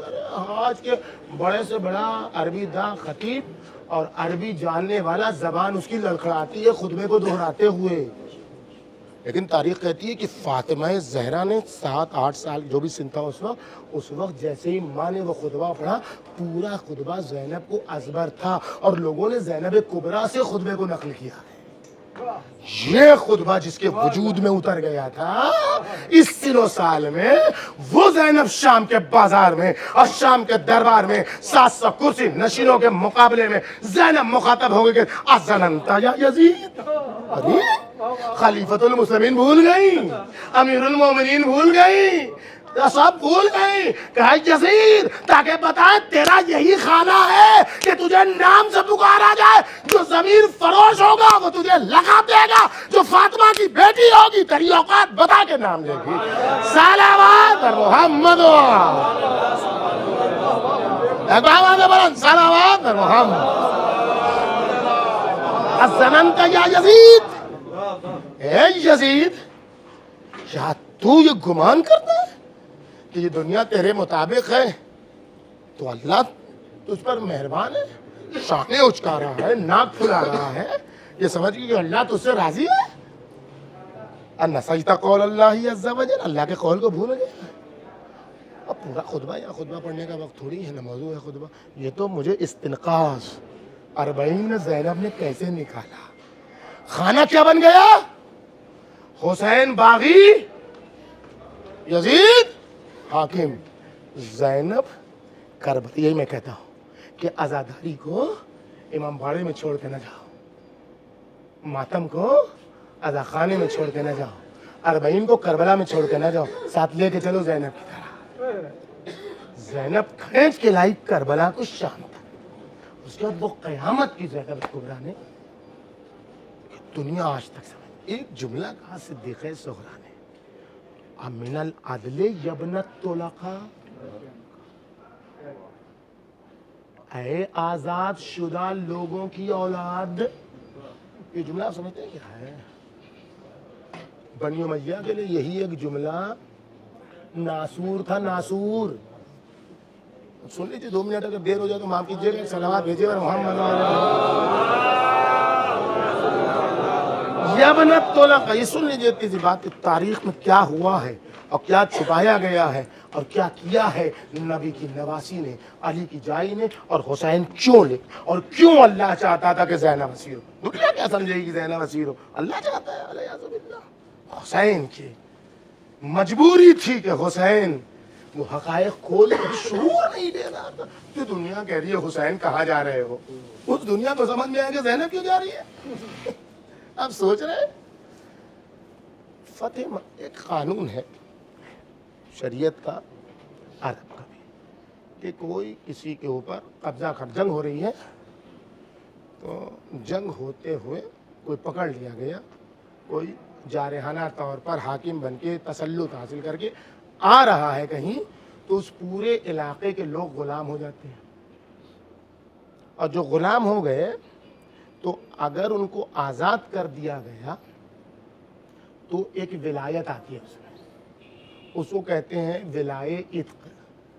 ہم نے غلام خریدا اور پھر ہم نے غلام کو آزاد کر دیا، شادی کر دی، اگر اس کا بچہ ہے پیدا ہو گیا تو میراث اس کو ملے گی۔ لیکن کوئی ایسا غلام ہے جس کو ہم نے آزاد کر دیا اور اس کا کوئی وارث نہیں ہے، تو اس کی میراث کہاں جائے گی؟ کہاں جائے گی اس کی میراث؟ اس کی میراث اس مولا کے پاس پلٹے گی جس نے اس کو آزاد کیا ہے۔ اس کو کہتے ہیں ولائے عتق، یعنی آزاد کرنے کی سرپرستی۔ اس کو یہاں پر رکھیے، اب سمجھیے۔ جب فتح مکہ کا موقع آیا، اچھا بعض لوگوں کی عادت ہوتی ہے کریڈٹ لینے کی، ہم تو بات پڑھتے نہیں لیکن آج سن لیجیے، بعض لوگوں کی عادت ہوتی ہے مفت میں کریڈٹ لینے کی، شور راستے سے کمال۔ کیا پڑھ رہے ہیں بھائی، واہ واہ واہ۔ کچھ لوگوں کی عادت ہوتی ہے، آپ اس کو کیا کیجیے گا، شور راستے سے ان کو کوئی دے دے گا۔ وہ کہتے ہیں نا بعض لوگوں کو یہ سب ہوتا ہے، ابھی زیارتوں میں بھی ہو رہا ہے، بھی کہیں دے، سب جگہ مطلب 1,50,000 لیا جا رہا ہے، اور وہ کہہ رہا ہے کہ ہم 65,000 میں آپ کو بھیج دیں گے کربلا، 80,000 میں بھیج دیں گے، کھکھر میں آپ نے دے دیا، اس کے بعد معلوم ہوا آئے نہیں ویزا۔ یہ کیا شور راستے سے بیوقوف بنا کے آپ سے، تاکہ آپ کھکھر میں دے دیں۔ یہ آج کی باتیں، یہ پرانی باتیں ہیں، یہ باتیں میں کہہ رہا ہوں تاکہ لوگ اپنے ذہن و شعور کو مہمیز کریں، اس بات کو سمجھیں۔ شور راستے سے بعض لوگوں کی عادت ہوتی ہے، مطلب آپ غازی بننا چاہتے ہیں تو آپ کو کہاں جانا ہے؟ کہاں جانا ہے؟ جنگ میں جائیے، میدان جنگ میں جائیے، لڑیے، خون بہائیے، مریے۔ ابھی آپ کو اگر جو ہے وہ وقت یزید سے مقابلہ کرنا ہے تو جائیے، محاذ کھلا ہوا، وقت یزید سے لڑیے۔ نہیں اس میں نہیں ہو تو ہم دعا کریں گے، ہم تو دعا کریں گے، جب امام زمانہ آئیں گے تب ہم لڑیں گے۔ خاک لڑیے گا، کچھ نہیں لڑیے گا، کچھ نہیں ہوگا۔ ادھر سے راستے سے ہمیں کمال مل جائے، ہم بڑے امام زمانہ والے، کچھ نہیں امام زمانہ والے، جب تک کہ تم اپنے آپ کو منواؤ گے نہیں اس محاذ پر، اس وقت تک کچھ نہیں ہونے والا ہے۔ تو بعض لوگوں کی عادت تو میدان جنگ میں کبھی نہیں ٹکے، تاریخ رہی بعض لوگوں کی، ارے نہیں نکلے دور کی بات ہے، تلوار نہیں نکالی، پوری زندگی میں آدھی بار تلوار نکالی ہے, پوری زندگی میں آدھی بار تلوار. کب؟ جب بڑے سرکار کا بیٹا مقابلے میں آ گیا اور رسول اللہ نے بڑے سرکار کو بھیج دیا, بڑے حضرت کو بھیج دیا, جو تم اس سے لڑو. تو یہ آدھی تلوار ایسے نکال کے بیٹے کے ساتھ, اس نے بھی آدھی تلوار نکالی اور کہا ابا اگر آپ میرے ابا نہ ہوتے تو ہم بتاتے آپ کو, ابا آپ اگر میرے ابا نہ ہوتے تو ہم بتاتے آپ کو. یہ کہہ کہ اس نے تلوار اندر کی, انہوں نے بھی اندر رکھی, واپس آ گئے. تو یہ 30 تلوار نکلی ہے پوری زندگی میں. تو موقع کہاں تھا؟ موقع یہاں تھا کہ جہاں لڑتے مرتے خون بہتا, ذرا ادھر ادھر کچھ ہوتا, لیکن نہیں, وہاں تو نمائندے تھے یہودیت کی, رہنا تھا تاکہ خبریں منتقل کریں.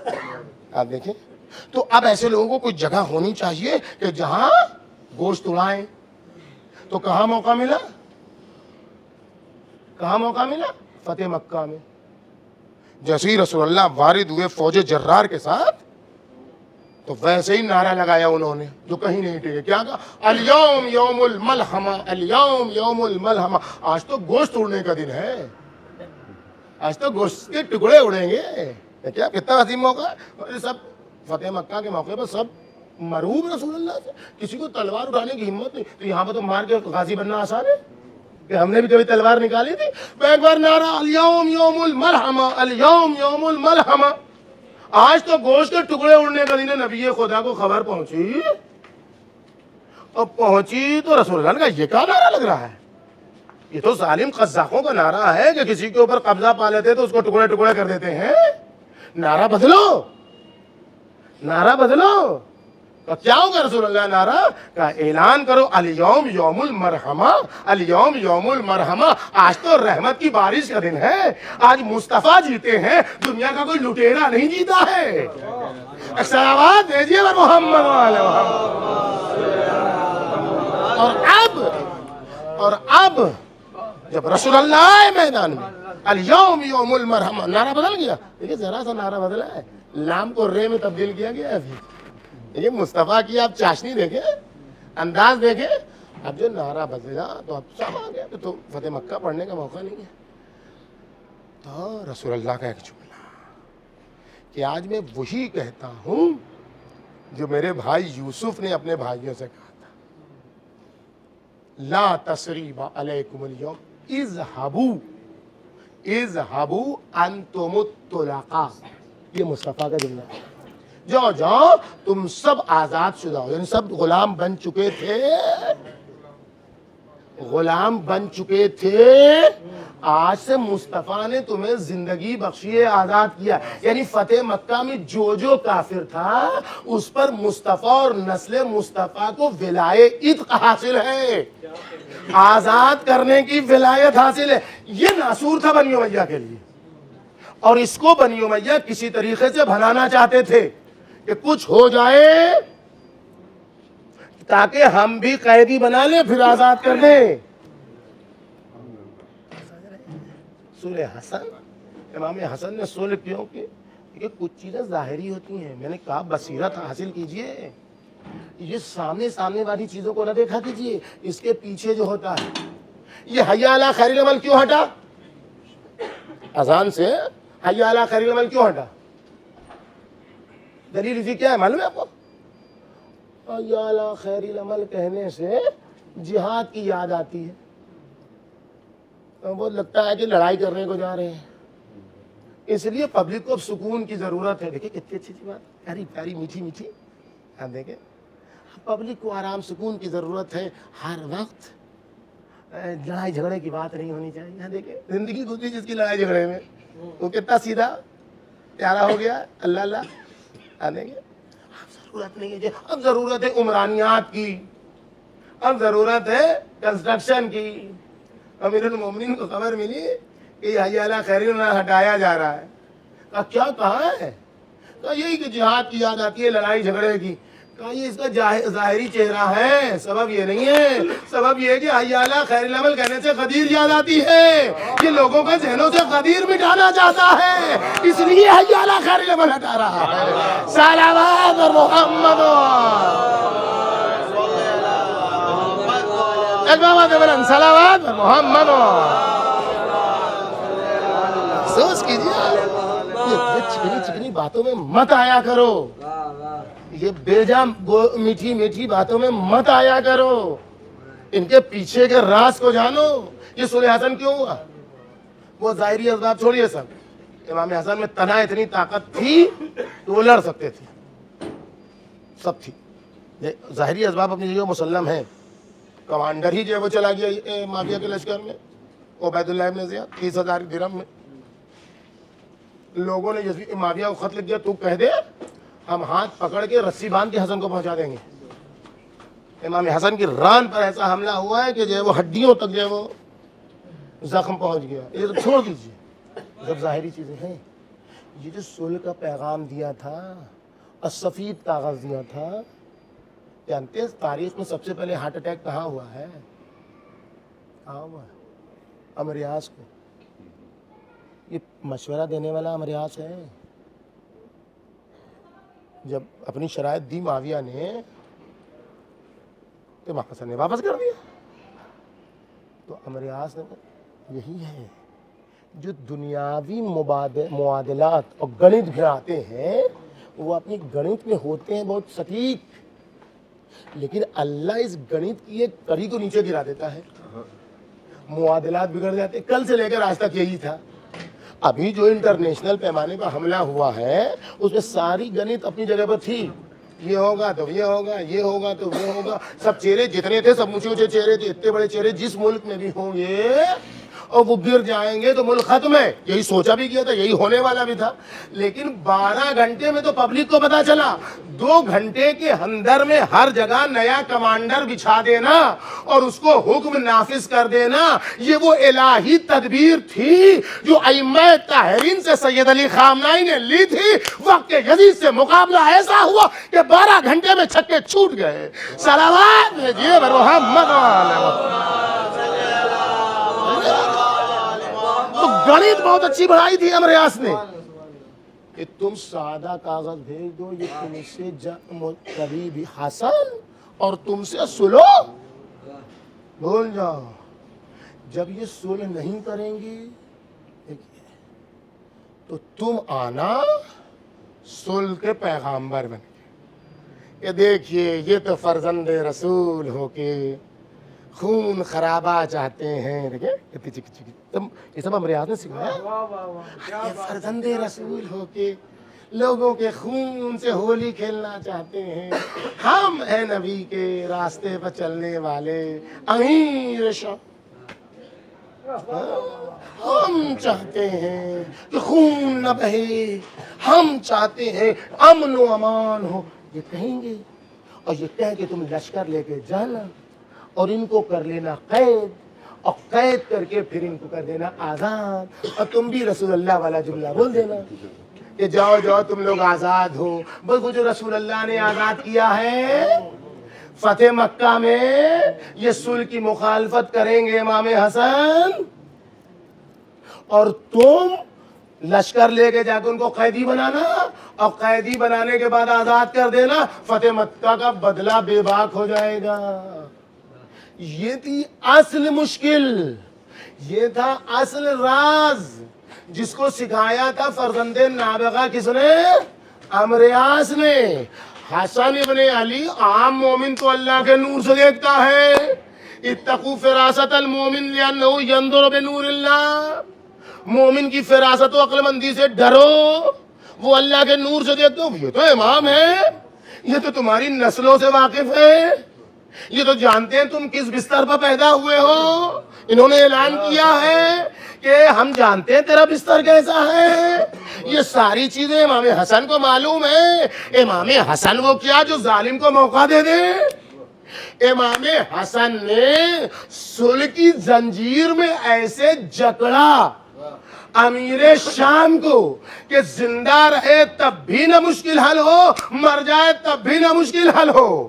اور امام حسن مجتبیٰ نے جب صلح نامے کی قرارداد اور کنڈیشن میں اس کو جکڑا تو اب جو معاویہ نے بھیجا, لو تم کہہ رہے تھے صلح نہیں کریں گے, یہ لو. اب جو اس نے صلح نامہ ایسے پڑھا, پڑھتے پڑھتے ختم ہو گیا. یعنی سوچا بھی نہیں تھا کہ ایسا ہو جائے گا.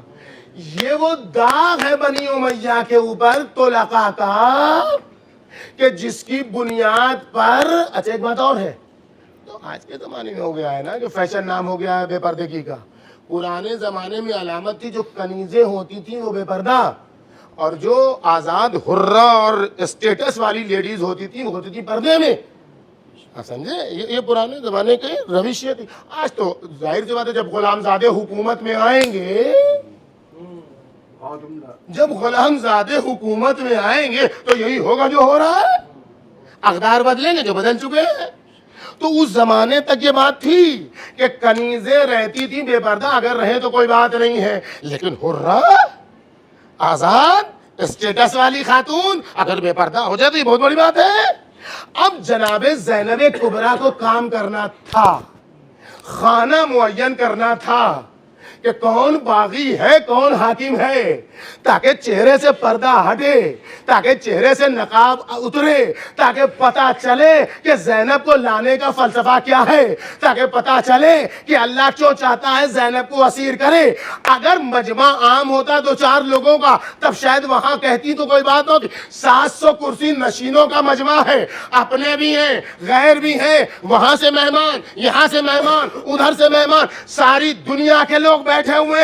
اب زینب کو ضرورت ہے کہ بتائیں کون باغی ہے کون حاکم ہے. زینب نے خطبہ دیتے دیتے کہا, امن العدل یبن الطلقاء, ایز غلام زادے کی اولاد, ارے کیا یہ انصاف ہے کہ تیری عورتیں پردے میں ہو اور نبی زادیاں بے پردے ہو. یعنی زینب کبریٰ کربلا سے شام تک کربلا کو کھینچ کے لائی اور اس کے بعد خانہ معین کر دیا.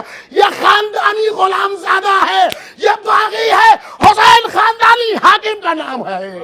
صلوات بر محمد. ایک بات بلند صلوات.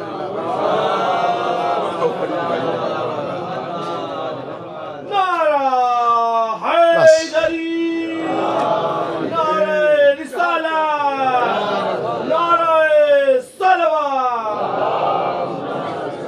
زینب کبریٰ نے سبحان اللہ, سبحان اللہ. یہ ہے استنقاذ, واہ واہ واہ واہ. یہ ہے ڈوبتی ہوئی انسانیت, خانہ معین کر دیا. لیکن اس میں زینب کو جو جھیلنا پڑا ہے, اس کے لیے زینب کا دل چاہیے, اور جس میں زینبی دل آ جائے اس میں بھی یہ صلاحیت زینب کی پیروی میں آ جاتی ہے. اور آ گئی ہے, سب ہم دیکھ رہے ہیں, اور دنیا اسی لیے چھپانا چاہتی ہے, ہم اسی لیے اجاگر کرنا چاہتے ہیں. ہم پیغامبر زینب, دنیا پیغامبر یزید ہے, اس لیے ہم چھپی ہوئی باتوں کو, پرانی لکیر نہیں پیٹتے. ہم نئے یزید, نئے ہندا, نئے بنی امیہ, نئے کرداروں کو پیش کرتے ہیں.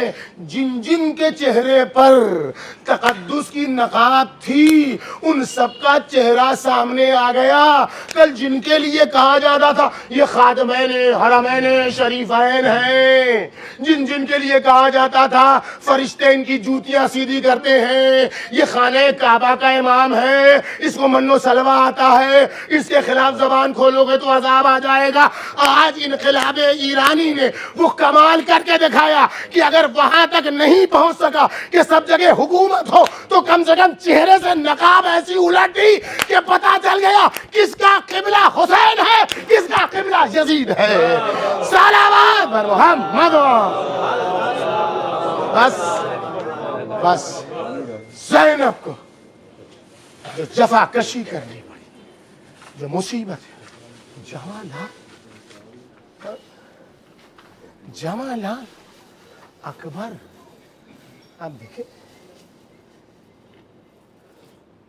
مقتل گئے, بزرگ علماء کہتے ہیں حق ہے ایک مجلس اس میں جناب علی اکبر کی ہو, کون سا خون دیا جائے.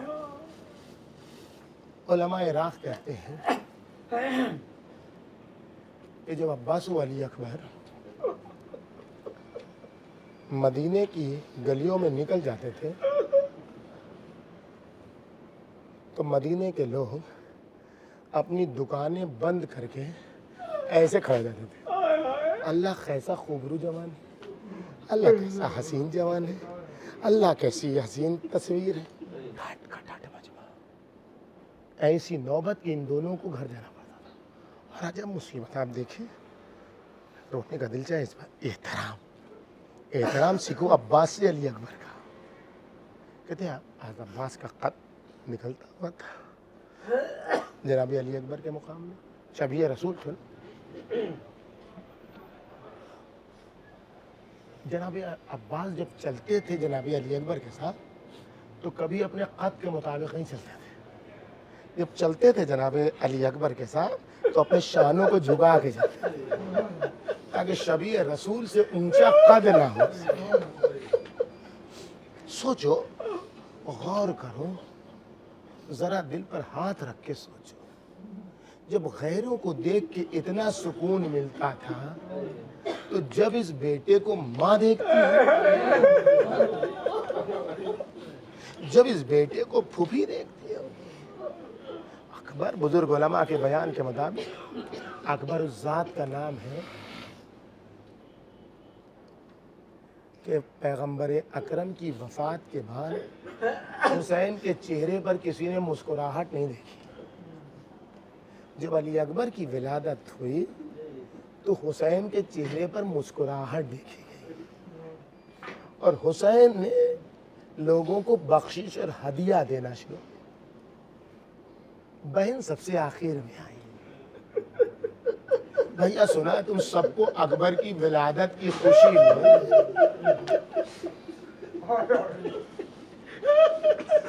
کچھ بانٹ رہے ہیں، اپنی بہن کو کیا دو گے بھائی؟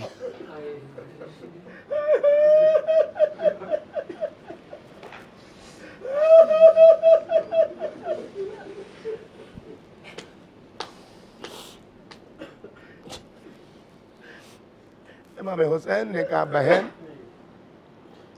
اب میرے پاس کچھ نہیں بچا ہے، سب میں دے چکا. یہ علی اکبر ہے، یہی تم لے لو.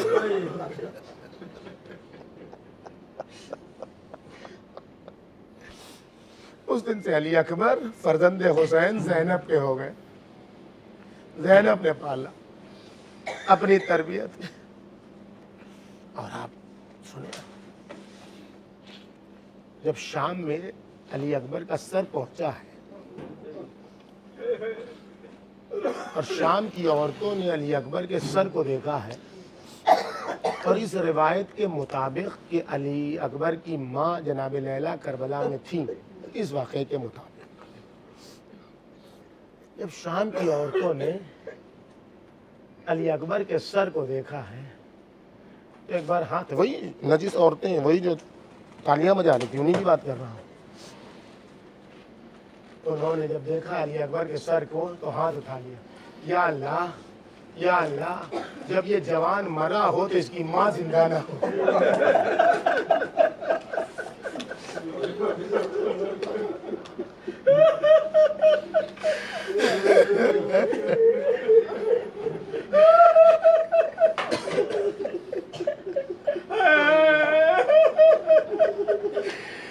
لیلا نے سر و سینہ پیٹا. ارے مصیبت تو یہی ہے کہ ماں زندہ ہے. 14 سال بیٹا رو، چیخ مار کے رو. یزید ملعون نے جب علی اکبر کا سر دیکھا تو پوچھا کون؟ کہا یہ علی اکبر.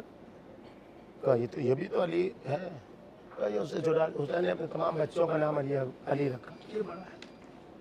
تو یزید نے سر کو دیکھا، دیکھ کے کہتا ہے کہ جب اس جوان کو مار دیا تھا تو حسین کو ذبح کرنے کی ضرورت ہی نہیں. اسی جوان کا حسین کی موت کے لیے کافی. یہی وجہ ہے حسین نے اجازت تو دے دیا لیکن آنکھ جھکا لی. फलम यतमालक हुसैन जिद्दुहु, हुसैन अपने आंसुओं को समेट न सके। ए अल्लाह,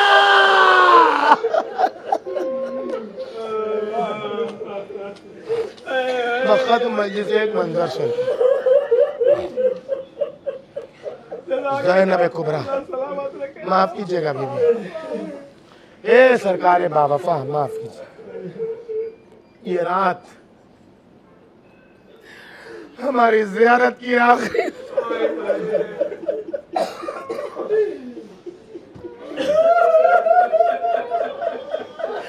हे मौला हमसे हक के ज़ियारत अदा कर।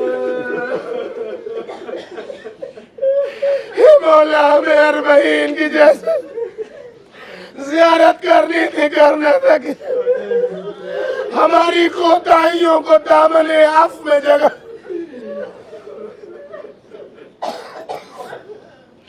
हुसैन करबला में मर गए थे, मौत आ गई थी हुसैन को। वो ज़ैनब की आवाज थी जिसकी बुनियाद पर हुसैन की रूह वापस आई है। वक्त मजलिस, दुआ कर लो, दुआ। भजनी आवाजों पर तो इमाम ज़माना तुम्हारे कुर्बान है, इन्हीं आवाजों पर इमाम ज़माना को, और यही बरसते हुए हाथों के वक्त इमाम ज़माना चाहते। आवाज़ बुलंद आमीन कहना, दिल ज़ैनब को सुकून मिले, दिल लैला को सुकून मिले। आप देखें मजलिस का आगाज मजलिस के इख्तिताम से मुत्तसिल हो जाए। मजलिस हमने क्या कहा, हुसैन लेके आए थे, हुसैन लेके आए थे महाज़े जंग में किरदारों को। अब देखें शौहर और ज़ौजा का राब्ता, ज़ौजा कितनी, बुजुर्ग उलमा अपनी किताब में अपने बयान में कहते हैं ज़ौजा कितनी ताबे हो शौहर की। जब अली अकबर जा रहे थे और गए तो लैला खड़ी हुई थी कहाँ, खैमे के दरवाजे। और जब अली अकबर का मुकाबला आया, सारा वाक़या हुआ, तो इमाम हुसैन ने क्या कहा, देखिए लफ्ज़ों को नहीं, लफ्ज़ों के बैन सुतूर जो बात होती है वो समझना मार्फत इमामत। क्या ए लैला जाओ, अगर थी जनाब लैला करबला, ए लैला जाओ, जाओ जाके दुआ करो, इसलिए कि माँ की दुआ बेटे के हक में कबूल होती है। लैला चली गई, लेकिन लैला ने इस मतलब से कुछ और समझा, और वो ये समझा था कि वहाँ जहाँ मियाँ बीवी का कोई तकद्दुस नहीं था, बीवी एक ऐसे ही इस्तेमाल की जाने वाली चीज थी, उसमें हुसैन ने मियाँ और बीवी का राबता अली अकबर के मसाइब के ज़ैल में समझाया कि बीवी शौहर की कितनी ताबे होती है। लैला ने ये समझा कि हुसैन की गैरत के मुनाफी है कि लैला जैसी नामूस दरवाजे खैमा पर खड़ी रहे, इसलिए लैला चली तो गई, लेकिन लैला उसके बाद मक्तल में कहीं दिखाई नहीं दी। यहाँ तक कि अकबर का लाशा आ गया, तब भी लैला दिखाई नहीं देती जब फिजा पकड़ के लाई है। पहचानो करबला, हुसैन की इस महाज के फाते करना। और अब दुआ, अब दुआ, ए मेरे अल्लाह, बाबा से बुलंद आमीन कहता, ये ज़ियारत तुम्हारी जिंदगी की आखिरी ज़ियारत ना हो। ए मेरे अल्लाह, तुझे इन बरसती हुई आंखों का वास्ता, इन अरबईन के ज़ायरीन की ज़ियारत का वास्ता, ए मेरे अल्लाह, इन मशी करते हुए पैदल चलने वाले ज़ैनब कुबरा के इस्तकबाल के लिए ज़हमत करने वालों का वास्ता, ए मेरे अल्लाह, अपना सब कुछ लुटा के इस बाजार में आने का वास्ता, बाजार इश्क में आने का वास्ता, जनाब अबुल फजील अब्बास की बारगाह में सलाम का वास्ता, ए मेरे अल्लाह, ए मेरे अल्लाह, हुसैन के एहतजार के आलम का वास्ता, ए मेरे अल्लाह, दौड़ते हुए खुद को अली अकबर के लाशे पर ज़ैनब के गिराने का वास्ता, इमाम ज़माना के ज़हूर में ताजील फरमा, इमाम ज़माना के ज़हूर में ताजील फरमा, इमाम ज़माना के ज़हूर में ताजील फरमा, हम गुनाहगारों को उनके नासिरों में शुमार फरमा, یہ زیارت ہماری زندگی کی آخری زیارت قرار نہ دے. ہمارے ان اعمال کو پرسے کی شکل میں امام زمانہ کی خدمت میں ارسال فرما. ظالموں کو نیست و نابود فرما. ان کی ذلت و رسوائی دیکھنے کا ہمیں موقع عطا فرما. مریضان منظور نظر بالخصوص ہمارے ڈاکٹر صاحب کے بھتیجے کو جناب علی اکبر کے صدقے میں شفاء کامل و عاجل عطا فرما. ہمیں مولا کی راہ میں قربان ہونے کی توفیق عطا فرما. اس غیبت کے زمانے میں ظہور کے لیے ہمیں راستہ فراہم کرنے کی توفیق عطا فرما. تو ختم مجید صدا علی اکبر. آپ دیکھیں جب آواز آئی ہے تو مقتل کہتا ہے حسین کے چہرے پر احتضار کا عالم. احتضار کا عالم یعنی جاکنی کا عالم. حسین 3 جملہ ہے.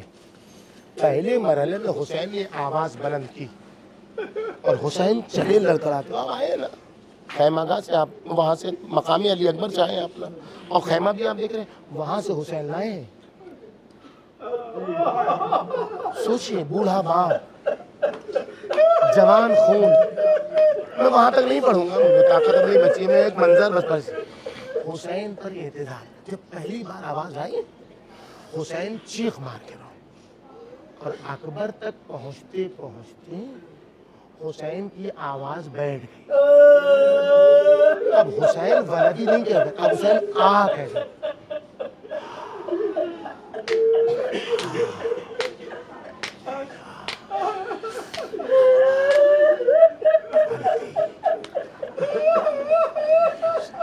اور اب حسین کا 3 منظر ہے. پہلی بار حسین نے رخسار پر رخسار رکھا. سنو, اور رخسار پر رخسار رکھ کے حسین نے ایک بار سر اٹھایا, پسر سعد کو مخاطب کیا. اے پسر سعد, خدا تیری نسل منقطع کرے جیسے تو نے میری نسل منقطع کرنے کا ارادہ کیا. پھر حسین علی اکبر کے رخسار پر اپنا رخسار, اور اب حسین نے اسی رخسار پر رخسار رکھی. آبادیہ بنیا علت دنیا بادیہ لفا. اے میرے لال, اب حسین جی کے کیا کرے. بنا خدہ علی خدے, علی اکبر کے رخسار پر اپنا رخسار رکھا حسین نے, اور ایک بار آواز دی حسین نے, اے بیٹا علی اکبر, اب حسین جی کے کیا کرے گا. اور یہ کہہ کہ اب تیسری بار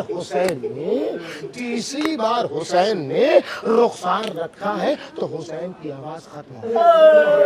مقتل میں ہر ایک نے سمجھا حسین کی جان نکل گئی, حسین جاں بحق ہو گئے. کہ یکایک حسین کے کانوں میں زینب کبریٰ کی آواز گونجی, وابنا خیا جانے برادر علی اکبر. ارے جیسے ہی کان میں آواز گونجی حسین دوڑے, زینب ابھی حسین زندہ ہے. ارے ابھی خیمے سے باہر کیوں ہاتھ جوڑ کے عرض کر دو مولا, ارے ابھی زینب کے سر پر چادر ہے, ابھی آپ موجود ہیں. اے مولا ذرا شام کا بابا, ارے شام کا دربار, سنا زینب, ارے یزید ملاؤ زینب سے بات کرنا چاہتا. یا